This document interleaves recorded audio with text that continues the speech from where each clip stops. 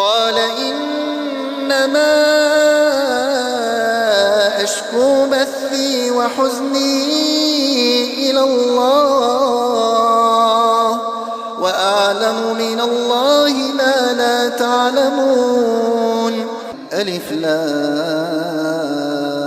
را تلك آيات الكتاب المبين. إنا أنزلناه قرآنا عربيا لعلكم تعقلون. نحن نقص عليك أحسن القصص بما أوحينا إليك هذا القرآن وإن كنت من قبله لمن الغافلين. إذ قال يوسف لأبيه يا أبت إني رأيت 11 كوكبا والشمس والقمر رأيتهم لي ساجدين. قال يا بني لا تقصص رؤياك على إخوتك فيكيدوا لك كيدا إن الشيطان للإنسان عدو مبين. وكذلك يجتبيك ربك ويعلمك من تأويل الأحاديث ويتم نعمته عليك وعلى آل يعقوب كما أتمها على أبويك من قبل إبراهيم وإسحاق إن ربك عليم حكيم. لقد كان في يوسف وإخوته آيات للسائلين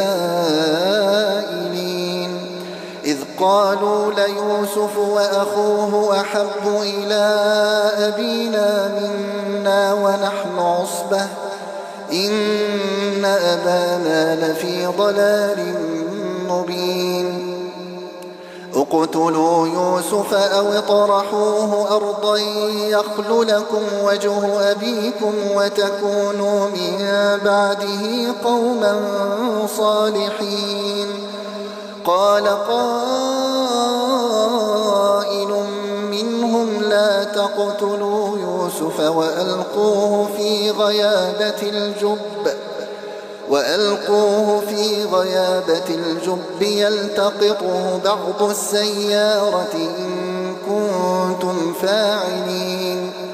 قالوا يا أبانا ما لك لا تأمنا على يوسف وإنا له لناصحون.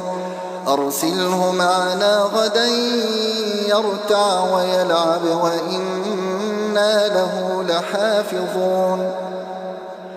قال إني ليحزنني أن تذهبوا به وأخاف أن يأكله الذئب وأنتم عنه غافلون. قالوا لئن أكله الذئب ونحن عصبة إنا إذا لخاسرون. فلما ذهبوا به وأجمعوا أن يجعلوه في غيابة الجب وأوحينا إليه لتنبئنهم بأمرهم هذا وهم لا يشعرون. وجاءوا أباهم عشاء يبكون. قالوا يا أبانا إنا ذهبنا نستبق وتركنا يوسف عند متاعنا فأكله الذئب وما أنت بمؤمن لنا ولو كنا صادقين. وجاءوا على قميصه بدم كذب قال بل سولت لكم أنفسكم أمرا فصبر جميل والله المستعان على ما تصفون. وجاءت سيارة فأرسلوا واردهم فأدلى دلوه قال يا بشرى هذا غلام وأسروه بضاعة والله عليم بما يعملون. وشروه بثمن بخس دراهم معدودة وكانوا فيه من الزاهدين. وقال الذي اشتراه من مصر لامرأته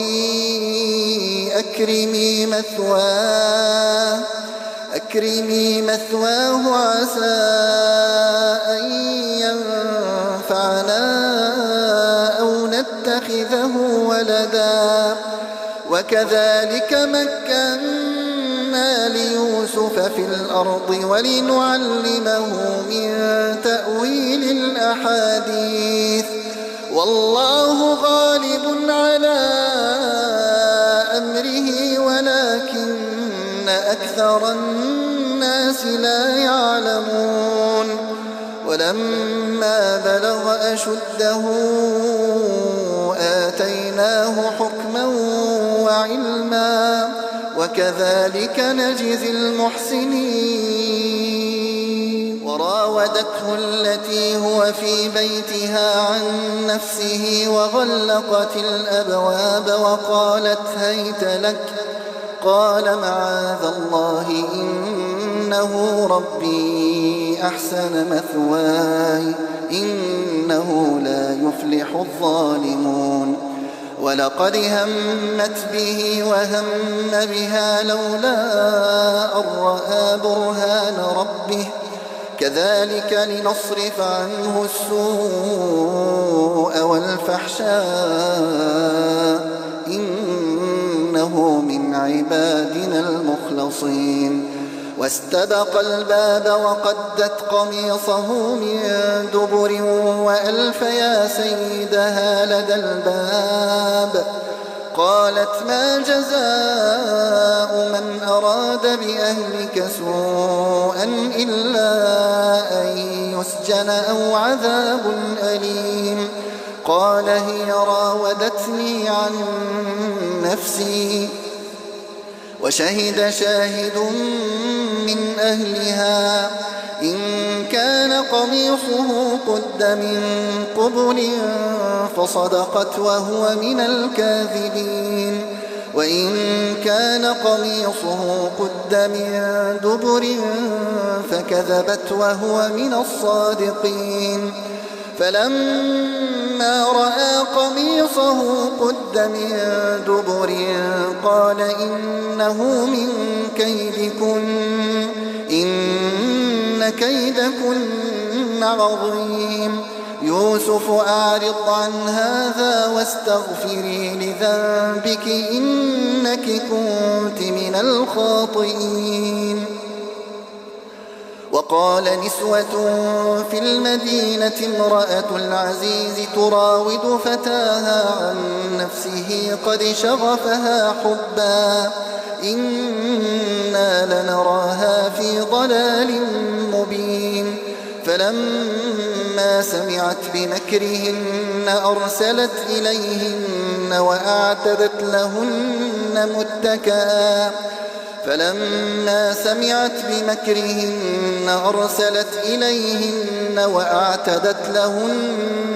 متكئا وآتت كل واحدة منهن سكينا وقالت اخرج عليهن. فلما رأينه أكبرنه وقطعن أيديهن وقلن حاش لله ما هذا بشرا إن هذا إلا ملك كريم. قالت فذلكن الذي لمتنني فيه ولقد راودته عن نفسه فاستعصم ولئن لم يفعل ما آمره ليسجنن وليكونن من الصاغرين. قال رب السجن أحب إلي مما يدعونني إليه وإلا تصرف عني كيدهن أصب إليهن وأكن من الجاهلين.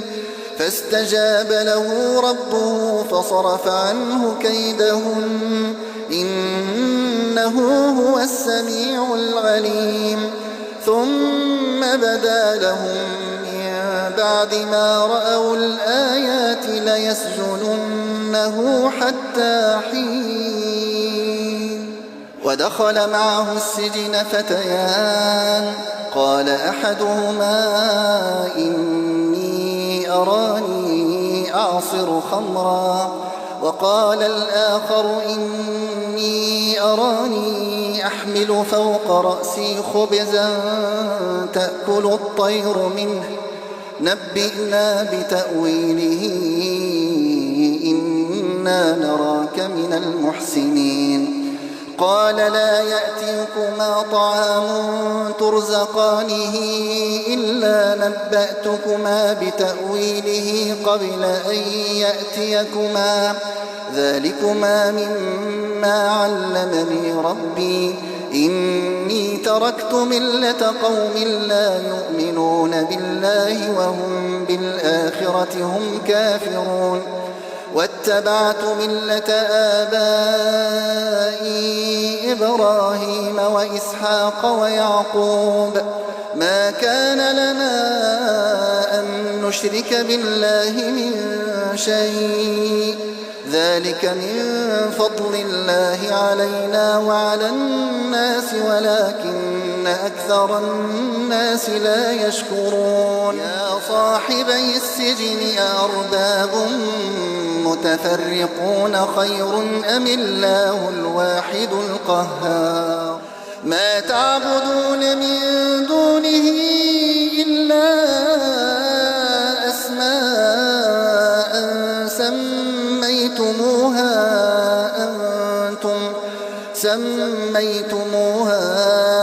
أنتم وآباؤكم ما أنزل الله بها من سلطان إن الحكم إلا لله أمر أن لا تعبدوا إلا إياه ذلك الدين القيم ولكن أكثر الناس لا يعلمون.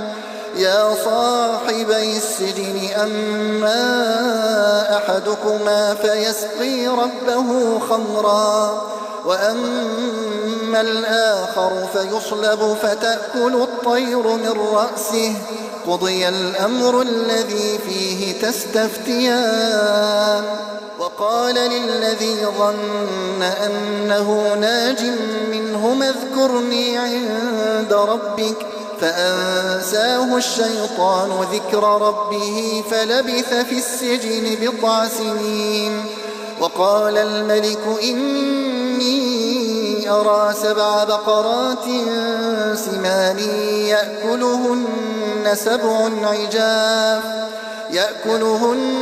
7 عجاف و7 سنبلات خضر وأخر يابسات. يا أيها الملأ أفتوني في رؤياي إن كنتم للرؤيا تعبرون. قالوا أضغاث أحلام وما نحن بتأويل الأحلام بعالمين. وقال الذي نجا منهما وادكر بعد أمة أنا أنبئكم بتأويله فأرسلون. يوسف أيها الصديق أفتنا في 7 بقرات سمان يأكلهن 7 عجاف و7 سنبلات خضر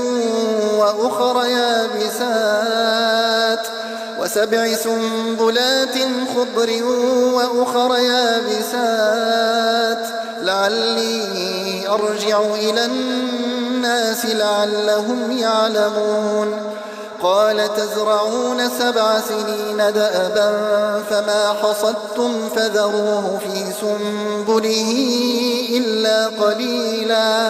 إلا قليلا مما تأكلون ثم يأتي من بعد ذلك 7 شداد يأكلن ما قدمتم لهن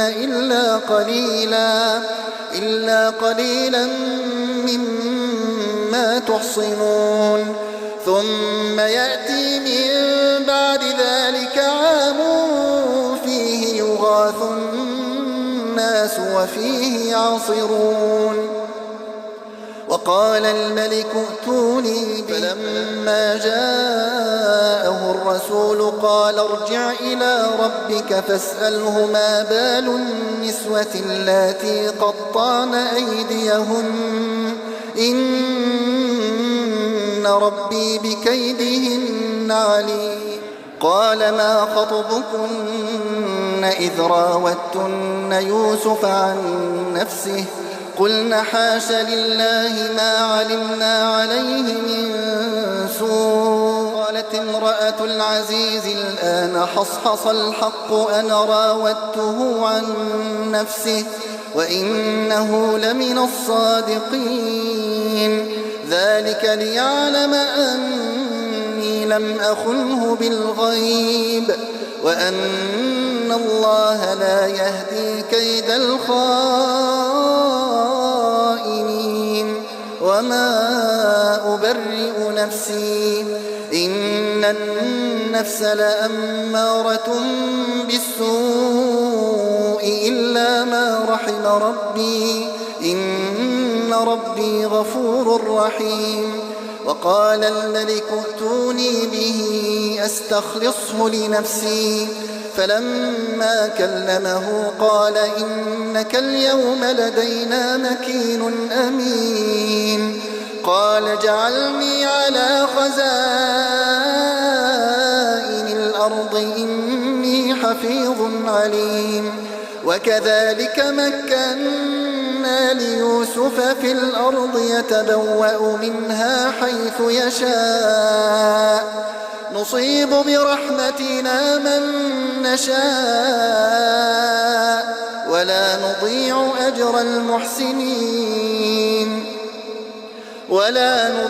أجر المحسنين ولأجر الآخرة خير للذين آمنوا وكانوا يتقون وجاء إخوة يوسف فدخلوا عليه فعرفهم وهم له منكرون ولما جهزهم بجهازهم قال ائتوني بأخ لكم من أبيكم ألا ترون أني أوفي الكيل وأنا خير المنزلين فإن لم تأتوني به فلا كيل لكم عندي ولا تقربون قالوا سنراود عنه أباه وإنا لفاعلون وقال لفتيانه اجعلوا بضاعتهم في رحالهم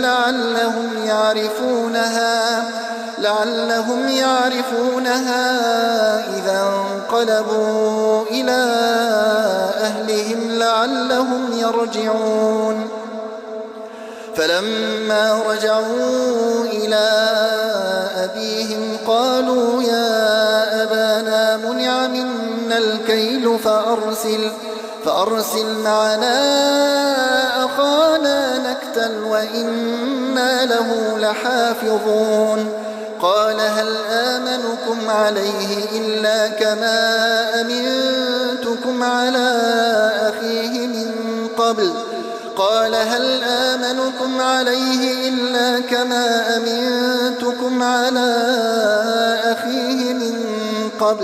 فالله خير حافظا وهو أرحم الراحمين.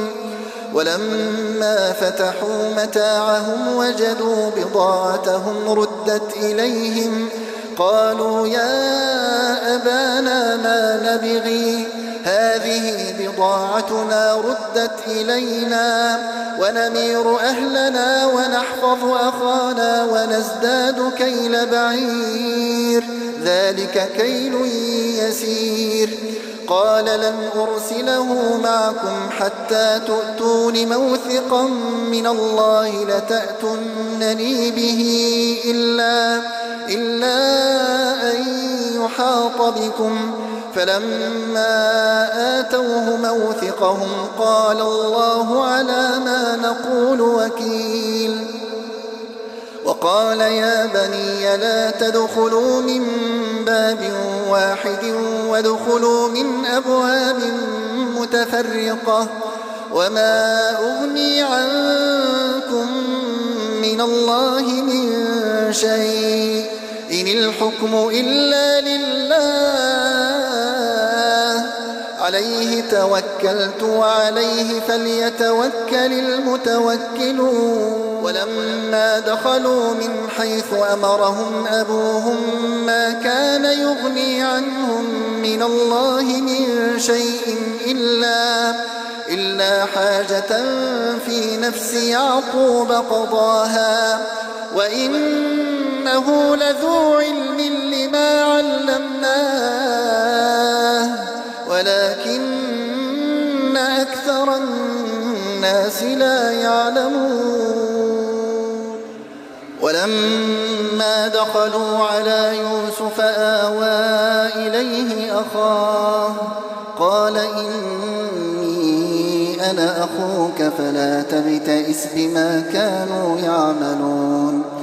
فلما جهزهم بجهازهم جعل السقاية في رحل أخيه ثم أذن مؤذن أيتها العير إنكم لسارقون.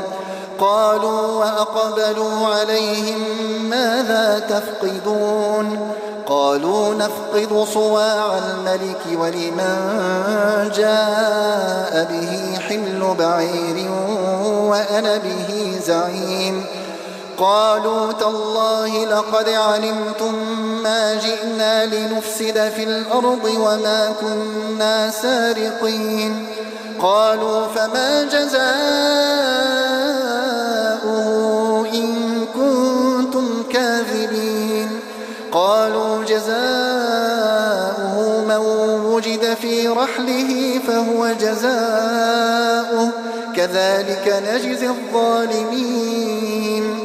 فبدأ بأوعيتهم قبل وعاء أخيه ثم استخرجها من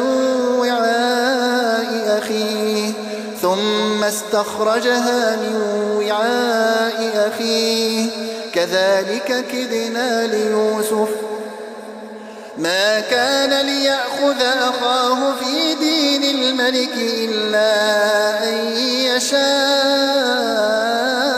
الله نرفع درجات من نشاء وفوق كل ذي علم عليم. قالوا إن يسرق فقد سرق أخ له من قبل فأسرها يوسف في نفسه ولم يبدها لهم. قال أنتم شر مكانا والله أعلم بما تصفون. قالوا يا أيها العزيز إن له أبا شيخا كبيرا فخذ أحدنا مكانه إنا نراك من المحسنين. قال معاذ الله أن نأخذ إلا من وجدنا متاعنا عنده إنا إذا لظالمون.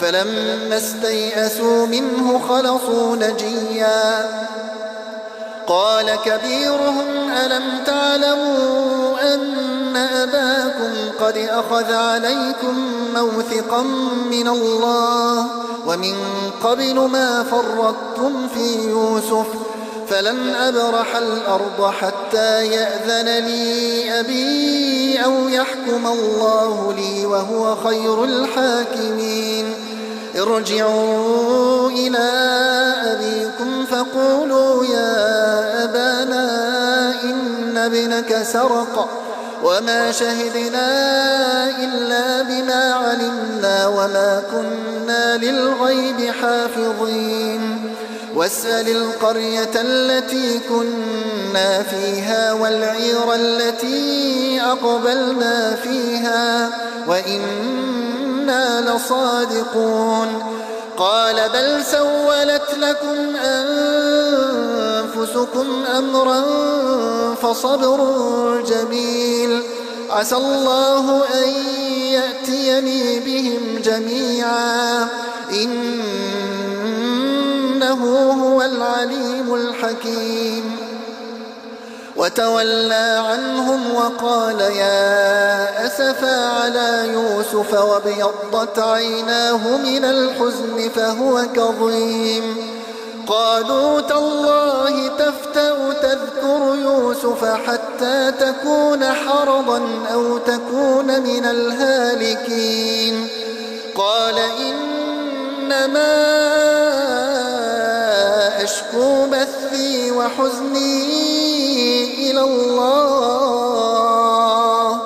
وأعلم من الله ما لا تعلمون يا بني يذهبوا فتحسسوا من يوسف وأخيه ولا تيأسوا من روح الله إنه لا ييأس من روح الله إلا القوم الكافرون فلما دخلوا عليه قالوا يا أيها العزيز مسنا وأهلنا الضر وجئنا ببضاعة مزجاة فأوف لنا الكيل وتصدق علينا إن الله يجزي المتصدقين قال هل علمتم ما فعلتم بيوسف وأخيه إذ أنتم جاهلون قالوا أئنك لأنت يوسف قال أنا يوسف وهذا أخي قد من الله علينا إنه من يتق ويصبر فإن الله لا يضيع أجر المحسنين قالوا تالله لقد آثرك الله علينا وإن كنا لخاطئين قال لا تثريب عليكم اليوم يغفر الله لكم وهو أرحم الراحمين اذهبوا بقميصي هذا فألقوه على وجه أبي يأت بصيرا وأتوني بأهلكم أجمعين ولما فصلت العير قال أبوهم إني لأجد ريح يوسف لولا أن تفندوا تالله إنك لفي ضلالك القديم فلما أن جاء البشير ألقاه على وجهه فارتد بصيرا قال ألم أقل لكم إني أعلم من الله ما لا تعلمون قالوا يا أبانا استغفر لنا ذنوبنا إنا كنا خاطئين قال سوف أستغفر لكم ربي إنه هو الغفور الرحيم فلما دخلوا على يوسف آوى إليه أبويه وقال ادخلوا مصر إن شاء الله آمنين ورفع أبويه على العرش وخروا له سجدا وقال يا أبت هذا تأويل رؤياي من قبل قد جعلها ربي حقا وقد أحسن بي إذ أخرجني من السجن وجاء بكم من البدو من بعد أن نزغ الشيطان بيني وبين إخوتي إن ربي لطيف لما يشاء إنه هو العليم الحكيم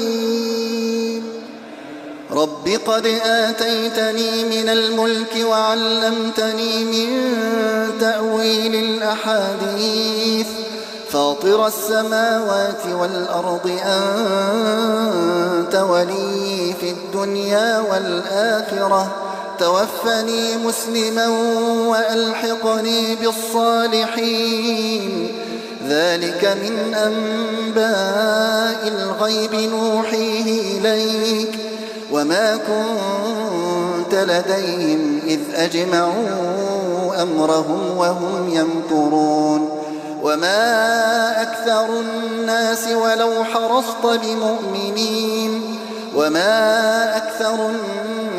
ولو حرصت بمؤمنين وما تسألهم عليه من أجر إن هو إلا ذكر للعالمين وكأين من آية في السماوات والأرض يمرون عليها وهم عنها معرضون وما يؤمن أكثرهم بالله إلا وهم مشركون أفأمنوا أن تأتيهم غاشية من عذاب الله أو تأتيهم الساعة بغتة وهم لا يشعرون قل هذه سبيلي أدعو إلى الله على بصيرة أنا ومن اتبعني وسبحان الله وما أنا من المشركين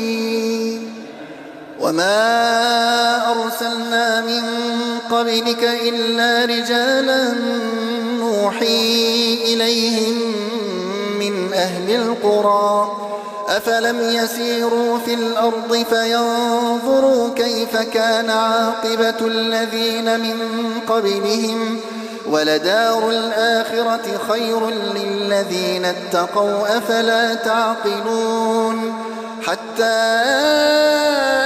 إذا استيأس الرسل وظنوا أنهم قد كذبوا جاءهم نصرنا فنجي من نشاء ولا يرد بأسنا عن القوم المجرمين لقد كان في قصصهم عبرة لأولي الألباب ما كان حديثا يفترى ولكن تصديق الذي بين يديه وتفصيل كل شيء وهدى ورحمة لقوم يؤمنون